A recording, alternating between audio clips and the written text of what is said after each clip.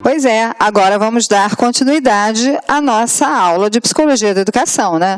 Nós temos visto, já vimos aqui em outras aulas, as concepções de desenvolvimento, falamos sobre o inatismo, falamos sobre o ambientalismo, falamos sobre o interacionismo, e dentro desse capítulo do interacionismo, que é a grande teoria da aprendizagem, que hoje dá sustentação a toda a nossa ideia de educação aqui no nosso país, nós estudamos o interacionismo construtivista e vimos a teoria de Piaget, lembra? Vimos os esquemas de assimilação, acomodação, equilibração, vimos a ideia dos estágios de desenvolvimento. E agora nós temos a missão de conhecer um pouquinho da teoria genética de Vygotsky, um outro grande teórico que produz uma teoria sobre aprendizagem que vem fundamentando muito toda a nossa premissa teórica da educação.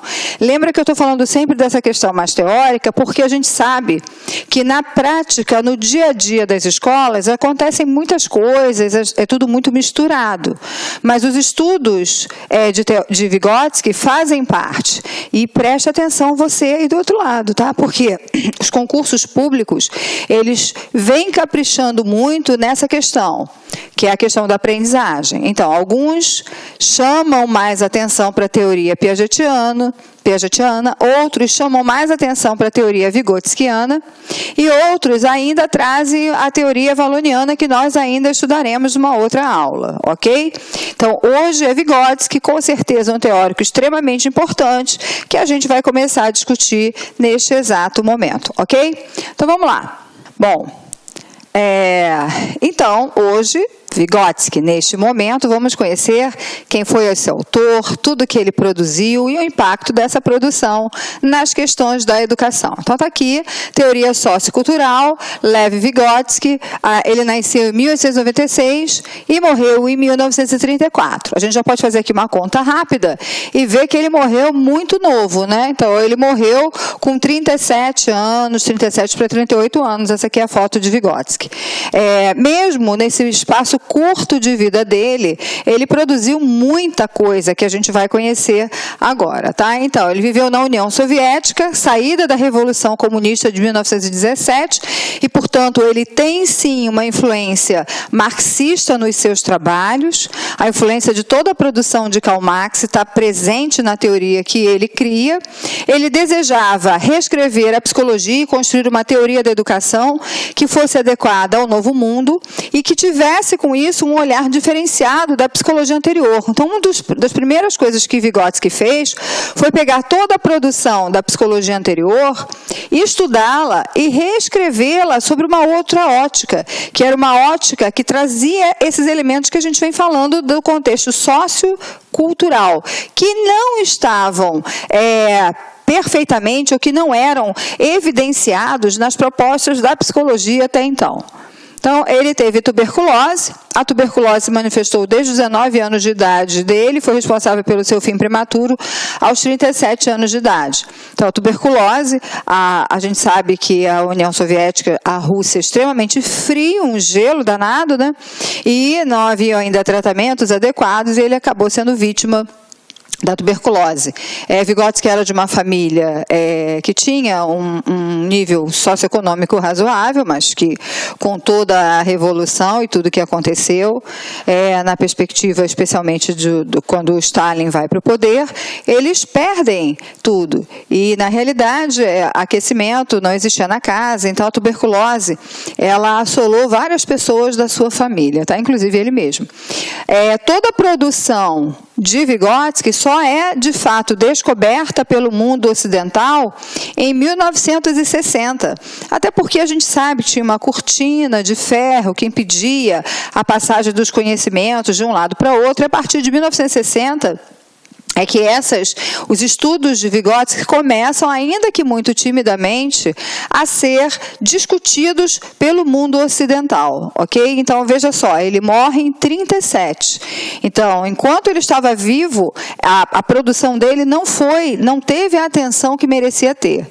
Somente anos depois da sua morte é que ela começa a ganhar um destaque. E se a gente olhar a perspectiva vigotskiana, ela é extremamente atual. Ela é extremamente atual porque justamente ela trabalha com essa ideia de que a gente não pode pensar no indivíduo como um sujeito universal, como um sujeito cristalizado no tempo e no espaço, mas trazendo justamente essa ideia de que os indivíduos são constituídos, se constituem por todas essas experiências que fazem parte da sociedade em que ele está, do tempo histórico em que ele vive, da cultura que ele aprende, ok? Vamos lá. Além disso, ele trabalha, então, essas questões do sujeito biológico e do sujeito social, como a gente vinha discutindo ainda agora. Então, para ele, as funções psicológicas têm um suporte biológico e são moldadas ao longo da história da espécie e do indivíduo.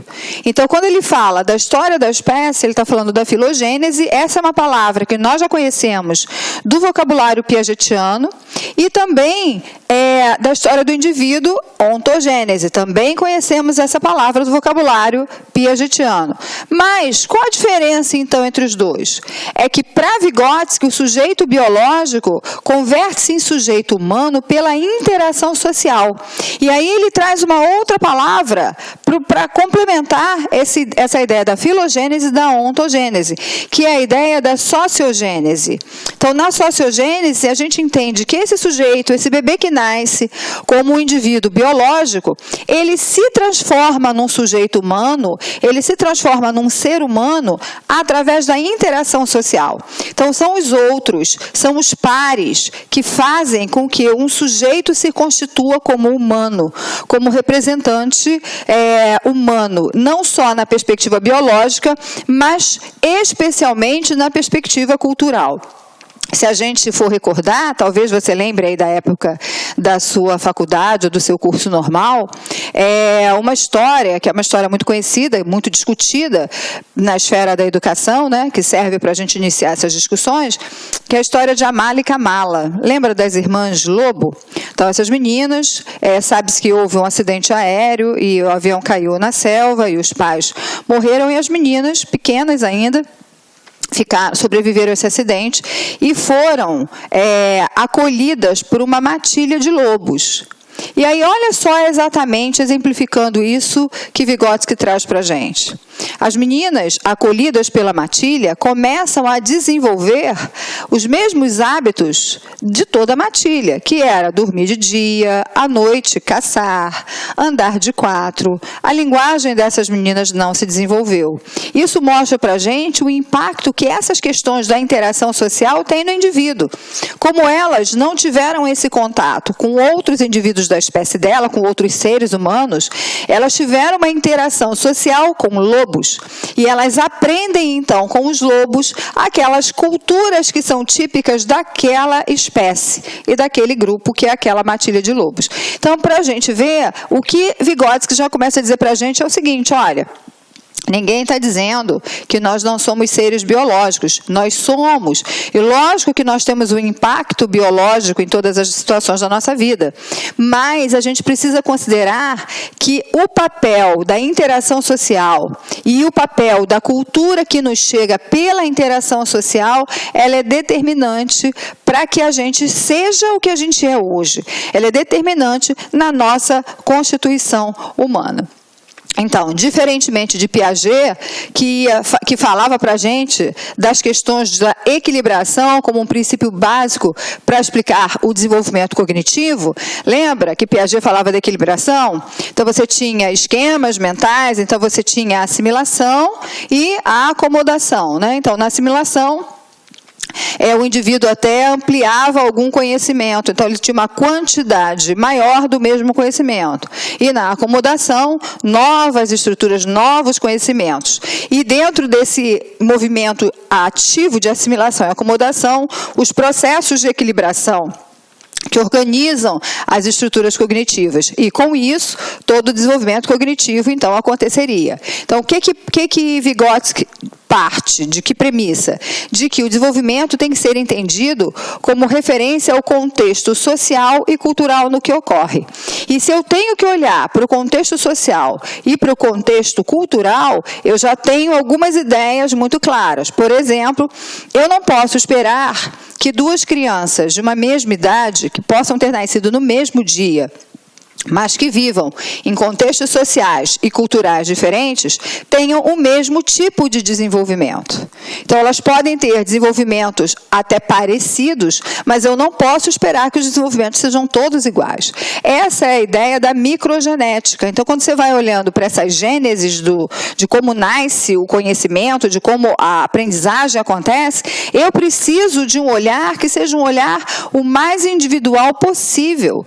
É o sujeito no contexto, o sujeito na interação social, o sujeito nas suas relações, o sujeito e a cultura que o cerca, que são as fontes de aprendizagem desse sujeito. Então, existe uma diferença muito grande entre a postura dos dois. E é por isso que eu vou chamar a atenção de vocês. Piaget, a gente fala sempre do interacionismo construtivista. Vygotsky, a gente fala de socio-interacionismo. Vou até colocar aqui para vocês, para ficar claro, tá? Então, ó, aqui a gente tem socio-interacionismo. E aqui a gente tem interacionismo construtivista. Qual é a grande questão dos dois? Aqui, quando a gente fala aqui em Piaget, Piaget não citou o papel da interação social nesse processo de desenvolvimento, nos processos de aprendizagem. Piaget, ele fincava muito a sua teoria numa premissa biológica, sendo o biológico aquilo fundamental, o requisito fundamental para que as aprendizagens acontecessem. Para Vygotsky e o socio-interacionismo, a palavra sócio já traz para a gente a ideia da interação social. E essa ideia da interação social é fundamental para a gente entender que o desenvolvimento biológico deixa de ser a condição para as aprendizagens. Passa a ser um elemento das aprendizagens, mas não a sua condição. E a sua condição maior é justamente a questão social, a questão das interações e a questão da cultura, ok? Então, portanto, são dois teóricos diferentes, em comum, interacionismo. Todos eles acreditam que o sujeito aprende por interação.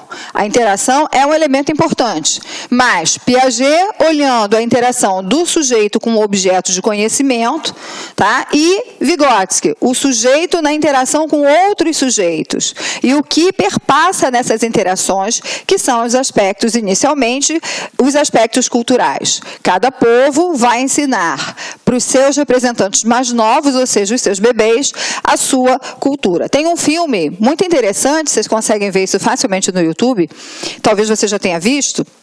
Se não viu, eu vou te sugerir. O nome do filme é Bebês.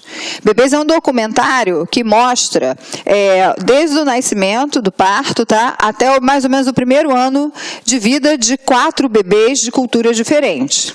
Então, você tem um bebê americano, um bebê japonês, um bebê da Mongólia e um bebê, se eu não me engano, de uma tribo da Etiópia, mas não tenho certeza se é exatamente. É um bebê da África.